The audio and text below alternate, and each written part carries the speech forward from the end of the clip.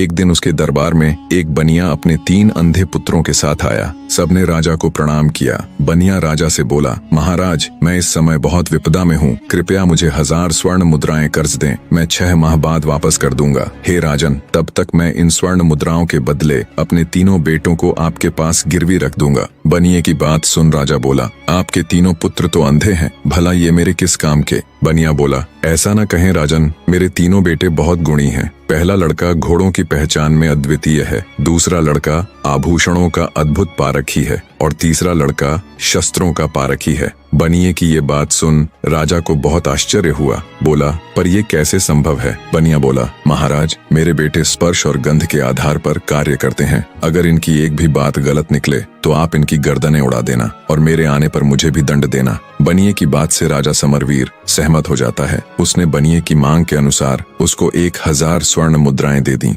राजा ने उन तीनों लड़कों के खान पान तथा रहने की उचित व्यवस्था कर दी। समय बीतने लगा। एक दिन एक घोड़ों का व्यापारी राजा के पास आया। उसने एक बड़ा सुंदर घोड़ा राजा को दिखाया। घोड़े की सुंदरता और उसकी कद काठी देखकर राजा का मन ललचा गया। वे उसे खरीदने को तैयार हो गए। घोड़े का व्यापारी बोला, महाराज, एकदम काबुली घोड़ा है, बड़ी मेहनत से आपके पास लाया हूँ, इसलिए इसके दाम थोड़े ऊंचे हैं अन्नदाता। घोड़े पर आसक्त राजा ऊंचे दामों पर भी उसे खरीदने के लिए तैयार हो गया। पर फिर अचानक राजा को बनिए के अंधे लड़के का स्मरण आया। बनिया कह रहा था, उसके लड़के को घोड़ों की अद्वितीय पहचान है, क्यों न उसे भी परख लिया जाए। राजा ने तुरंत हुक्म दिया, जाओ बनिए के बड़े पुत्र को बुला कर लाओ। तुरंत उसको पेश किया गया। राजा बोला, इस घोड़े को देखकर बताओ ये कैसा है? जो आज्ञा महाराज कह। बनिए का पुत्र टटोलकर घोड़े के पास गया और टटोलते हुए घोड़े को परखने लगा। एक अंधे को घोड़ा परखते देखकर सौदागर के साथ साथ वहां मौजूद हर कोई मंद मंद मुस्कुरा रहा था। भला अंधा घोड़े की क्या पहचान कर सकता है?